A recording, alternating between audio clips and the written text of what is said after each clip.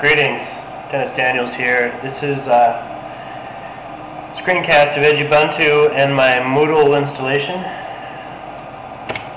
If you're having trouble viewing this text, I would recommend that you download this video as an AVI, and the text will be much clearer. Okay, again, the goal is Moodle installation on my Edubuntu box. I downloaded the CVS of Moodle and var www. Let's go take a look at that. Right here, ls, show you where we are. Let's clear the screen so you can see it.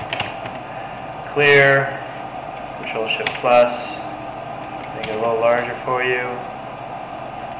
And ls, okay, cd Moodle, tab to autocomplete, ls. There are all the files, and this is our target right here, install.php. Now if we go over here, we'll see that we're supposed to be able to install it, or be able to start the installation at your server install.php. My server is localhost, so it's going to be localhost install.php. Let's try that. So Control-N to launch a new Firefox. I'm using 1.7 on Edubuntu, unfortunately. I still have not installed 1.5 yet. I have to do that. I'm tired of 1.07. Alright, so localhost, and now, what was it? We'll have to use the mouse. Install PHP, I think. Yeah, install PHP. Localhost. Install.php. Let's see what happens. Hit the enter keys, connecting to localhost. Install PHP was not found on the server. Beautiful. So we'll try a longer path. Moodle. Install.php.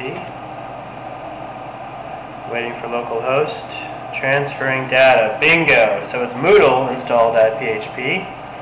So we're going to begin the installation process here, people. Next, yes, because it's language, so it's going to be a language of choice. Next. Information is blah blah blah. Continue. And PHP version pass, session auto start pass, GD version should be present in process. Well, I did install the GD, I don't know why. Memory limit pass. Let's see what that says.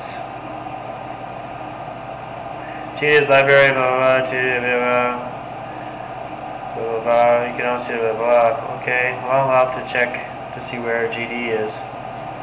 Click next.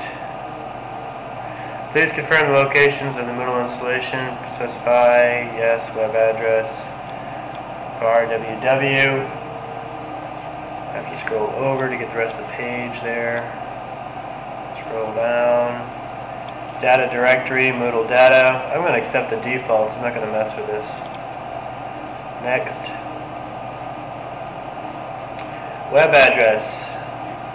Can be found and created. Either correct the path or create that directory manually. Okay. So, data directory. I need to go into. So I copy this. Control C. I can.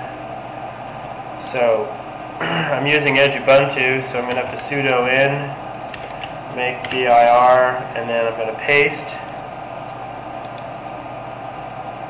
Paste. Let's make sure I pasted the right thing. Control minus. Nope. Control minus to see it. Control minus to see it. Moodle data. var www Moodle data. That's what it wanted. That's what I'm going to give it. Enter. What's my password?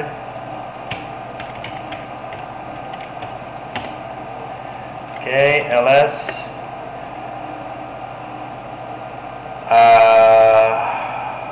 I'm not seeing it there because it's going to be up one directory. Moodle data, there it is. Okay, Moodle data. Alright, I can live with that. Let's go here. Either correct the path or create that directory manually, which is what I did. Next.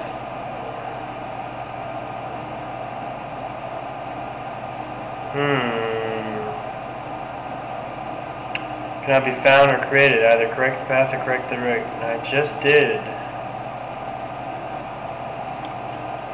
var www Moodle data. Let's go back and take a look at it.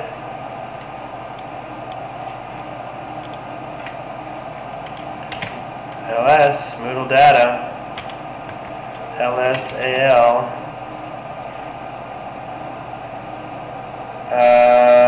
It has the same read and write permissions as Moodle. So, why is it not finding it?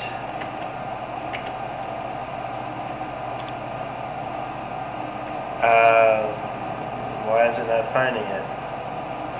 The data directory could not be found or created. Either correct the path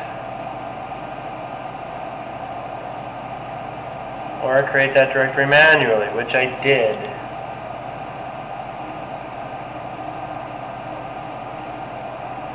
Okay.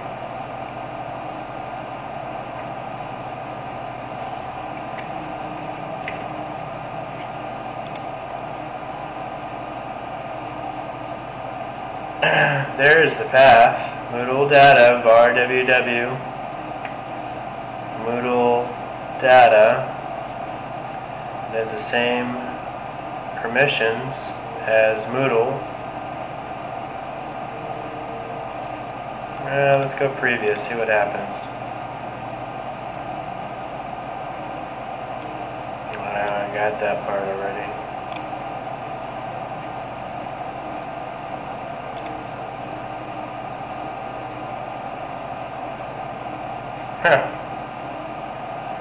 Okay, I think I might have found a bug. Is it going to let me go forward? Nope. Okay, so looks like I might have found a bug in CVS. Going to cop out at this point and remind everybody that plea to the Moodle people to create their own screencasts to help people like myself and fellow teachers around the world use this great application in their own efforts, in their own teaching efforts to stop being secretaries and be more managers. I did the screencast using Demo Studio on my XP box, VNCing into my Edubuntu installation. And I want to thank you. My name is Dennis Daniels, and send me an email if this helped you or someone else you know. Muchas gracias, and happy computing.